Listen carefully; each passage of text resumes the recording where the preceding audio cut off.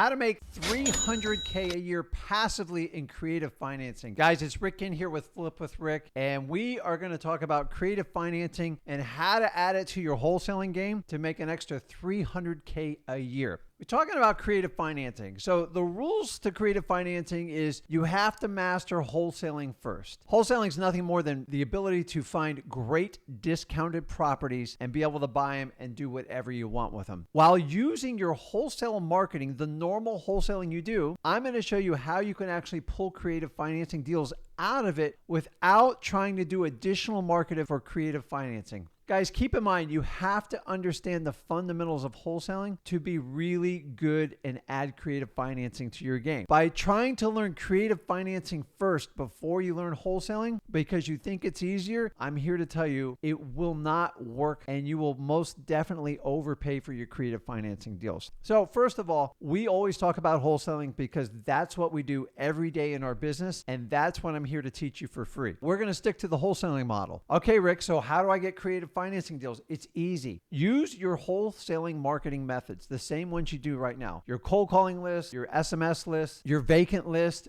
Go about business as normal. I actually found creative financing by accident in my business from deals I could not make work as a wholesaler. And then I quickly figured out how to offer creative terms to take deals down that I normally couldn't do in wholesaling. See, the key with creative financing is just simply to identify opportunities in your wholesale marketing on deals you normally wouldn't do. So basically what I'm telling you is I need you to put on your wholesaling cap full time. And then the moment a creative financing deal works, you're simply going to take off your wholesaling hat and now you're going to put on your creative financing hat. If you try to do it the other way, it will never, ever work.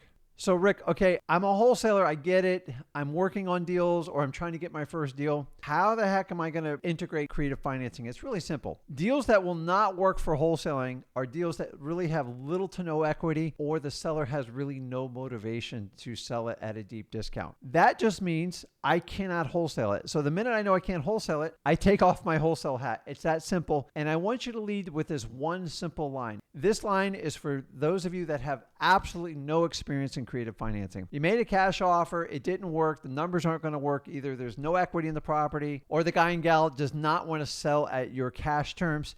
You're simply going to say, Mr. Seller, are you open to a creative solution? And you're going to shut up. The reason you're doing that, trying to kind of jar their brain going, what's he talking about? Now, when you ask that question, you're opening Pandora's box. And either your seller is going to let you open it up or they're going to tell you, no way, I'm not doing any of that stuff. I'm not going to give you a note on the property. The one thing I've learned over 20 years in doing this business, you cannot force a creative finance deal. They have to work, meaning you can't make them work. You just have to identify opportunities and see if you can put it together. But you can never, ever, I repeat, you can never, ever force a seller to take a creative offer. Most sellers take a creative offer because it's the only solution they've been offered.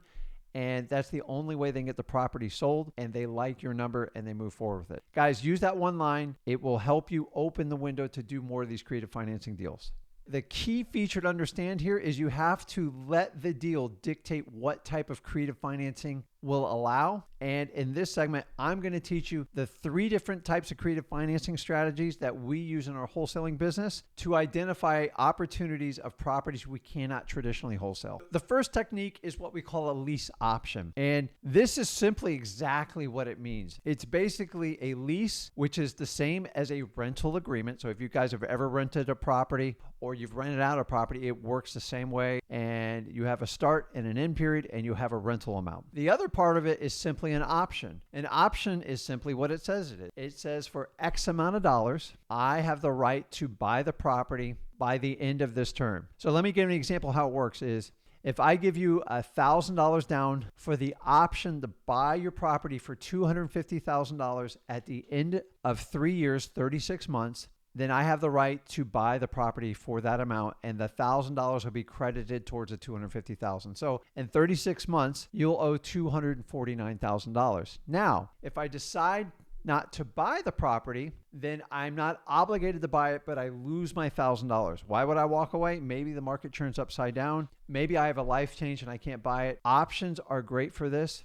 The rental is usually the market rate for the rental. Remember, these two agreements are separate from each other. They cannot bind together. And that's how you come up with the term lease option. Now, who would be the ideal wholesaling marketing candidate for this? Meaning, if I'm marketing to a list and I go through, I try to make a cash offer, it's not going to work. Who's going to take this type of offer? I'm going to give you the probabilities of these types of offers. Most people that take a lease option, they usually have a rental property that they're just tired of renting out and they're struggling with renters, or they have a listing that is getting ready to expire or it's already expired. That tends to put their motivation high to take these types of deals, and those are the types of deals that are going to take the lease option. Now, if you're looking to go out and chase lease options specifically, you can simply target for rent ads, for rent signs, or simply pull from your MLS expired listings, or if you have the ability to pull expired listings, either in some sort of data software or a realtor, go ahead and use that. They are perfect for lease options. Guys, they're really, really simple structures. All the terms are up to you to negotiate.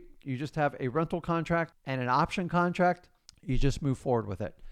I've bought a lot of these deals on landlords that are retired. One technique you can do is if you can pull the for rent ads in your area, either on Craigslist, Facebook, or something like that, and just ask them if they're interested in a long-term rental. That's opening up the creative solution portal for you to do a lease option. Guys, use this strategy. It works really well. The next technique I like to use in creative financing is simply what we call subject to. And subject to is exactly what it says, meaning I'm going to buy the property subject to your existing mortgage on the property. Let me give you an example. So say you have a property that's worth $200,000 and say they bought it, I don't know, like a year or two ago, and say that property is only worth $195,000, maybe the market corrected a little bit. And remember, in the first year or two, they pay down very little of that mortgage. And by the time they go to sell it, they decide, by the time I pay the listing agent, there's 6%. And by the time I pay all the closing fees, I'm actually going to lose money by selling this property. Guys, these people are perfect for doing a subject to. It just means you're buying the property subject to the existing mortgage, which means you take over the mortgage payment, you pay all the debts on the property, and you move forward. And the beauty of doing these types of deals is it doesn't require a bank being involved, and the transaction can go down very quickly. Most subject twos is the seller is usually induced by offering them a financial payment up front, anywhere from $1,000. I've seen as high as $30,000. I don't want you guys to leave $30,000. Remember, the less you leave, the better position you're going to be in. I do not recommend leaving large down payments on creative financing deals if you're new to this area, because it puts you in a vulnerable position. Guys, subject twos work very, very well. Let me tell you the types of properties that are going to be prime candidates for this. Those wholesalers that work the pre-foreclosures list, these are absolutely dynamite. Any type of pre-foreclosure or foreclosure means they have little to no equity, most likely. Taking over the subject to is valuable on it. Keep in mind, if it's in some sort of foreclosure process, you have to give them time and give them options. Remember, if they're any type of distress situation, you have to give full disclosures. You have to give them time. And I always recommend they consult an attorney just to make sure you're being on a fair field, that you're not taking advantage of anybody on these types of deals. Also, if they're in foreclosure, you got to keep in mind, they're usually going to be behind on payments. It's critical you find out how many payments they're behind so you can calculate if you want to take it over. Remember, if they're 2 or 3 payments behind, no big deal. You can make it up, make it part of the deal. The advantage of doing this technique is you're the only way they can sell the property. You save their credit, you avoid a foreclosure, and you basically become the hero if you do that. Also, when you guys are working your wholesaling marketing list, you're going to find people that either somehow took out a lien against the property, they refinanced the property, you missed it on there, and there's little to no equity. I used to throw my hands up like, what am I going to do with the property? Little to no equity. A subject to is perfect for these deals. You just got to find out what the terms of the mortgage so you can evaluate if you want to do a subject to. Guys, subject twos are wonderful ways to take over and control properties. And yes, you can actually resell a subject to property and take like a traditional wholesale fee in it. Guys, I just want to educate you on the opportunities available within your wholesale pipeline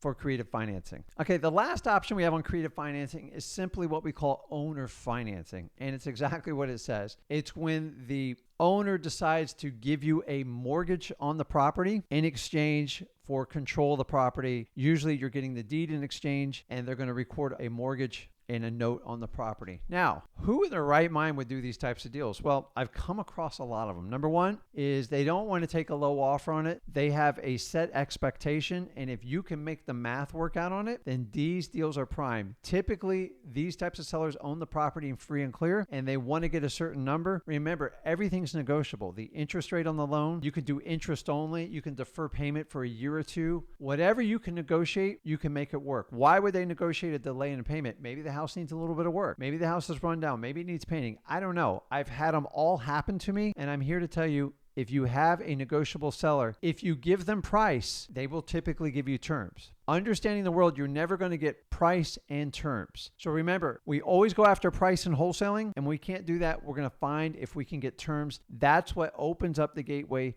for creative financing. Also, keep in mind, the type of seller who sell this is maybe an older seller that does not want to pay the taxes on the profit they're going to receive from this property. I'm not an accountant here to tell you which ones get capital gains, which not. It's not my problem, but it is the seller's problem. And they're like, you know what? I'd rather receive the monthly income than deal with paying the tax hit because I've owned this property for 25 years. So if we can structure it out, that's where I get a lot of interest-only payments, because they want to defer it. Maybe they want to pass the profits onto their estate. Remember, we're catering our offers to what the sellers need. Guys, owner financing is valuable and it's great. Typically clear and free properties of people that are set on a certain number, and a lot of times they want to defer taxes. These are the people we're targeting for. Remember, we've already made them a cash offer and it didn't work out. Take off your wholesaling hat, put on your creative financing hat, and if you're a master of wholesaling, creative financing becomes naturally behind it. That's how it worked out for me, and that's how I'm teaching you how to do this. I just explained 3 techniques for creative financing, and now we're going to put it all together. Keep in mind, the most important thing in creative financing is that you stay in a positive cash flow. What do I mean by that? In any of these 3 techniques, if you negotiate a upfront payment, which most of them require, remember, whatever you put up front, you want to make sure you typically get more money, if not double your money on the back end. Let me give an example.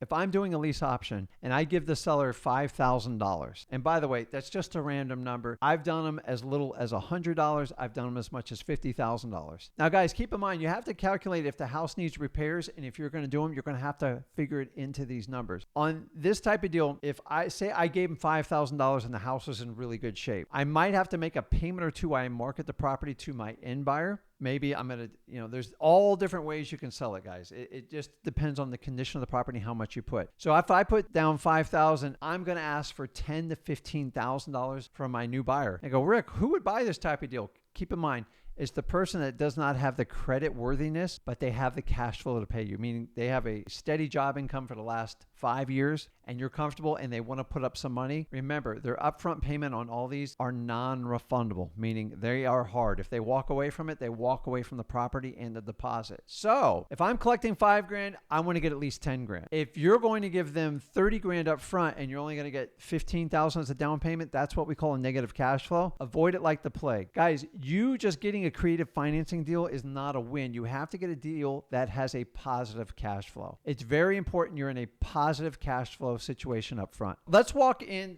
the multiple profit centers on how you can put together the $300K in creative financing using your wholesaling pipeline. So the first one we just talked about is your upfront money. You got to make sure you're in a positive cash flow. I can't stress this to you enough. The only time I ever got in trouble when I started doing creative financing is when I left a ton of money up front and I collect a little money when I sold it and I did a ton of repairs, because you might have to wait 5-10 years and who knows what's going to happen to the real estate market. For that reason alone, I want you to have positive upfront cash flow, okay? Do not do a creative financing deal just to say you did it, because you got to clean it up in the end. Number 2, we're going to talk about cash flow spreads. And there's multiple ways you can get this, but this is simply what you charge the end user for the rent in any of the 3 strategies, meaning the monthly rate and what you're paying for the property. So if you're paying $900 a month to the seller, maybe it's an owner financing deal, and you're collecting $1,300 up a month, that's $400 positive cash flow. That starts you off in a good position. My recommendation is stay between no less than $300. I've had them as high as $1,500 to $4,000 to $5,000. But remember, you have to have a buffer, because costs go up. Not all the properties are exempt from the tax increases. Insurances go up. Guys, it's super important that you do not have tiny little spreads, because that will eat away. It could become negative, and I don't want you to wind up in the position. Also, you could have a vacancy. What if your new buyer skips out on a payment? These numbers can dwindle away. If that number is super small, it's going to get you in a bad financial position quickly. The second part of cash flow spreads is what we call interest arbitrage. And basically, this mostly comes in when you're doing a subject to. Let me explain how this works. A lot of times when you take over someone's mortgage, most likely you're taking someone that took on the mortgage probably in the last 3 to 5 years. And remember, in the first 3 to 5 years, there's very little principal pay down. Most amortization schedules are set in the first 5 to 7 years. Most of the money goes to interest. Now, keep in mind, if you have a 30-year mortgage and they've paid 15 years into it, the last 15 years, a huge part of it is paid towards the principal. That's just bonus money. I never rely on it, but if it's there, keep it in mind. If you have an aged mortgage, every monthly payment you make to the bank, you're getting more credit to reduce the principal amount due on the loan. If I bought the property, say for $200,000, they're 15 years into it, I might be able to knock $100,000 off of that when I go to the final sale. That's huge. And I look at it as a bonus. I do not expect it. That's the difference you can capture in amortization. That's the arbitrage.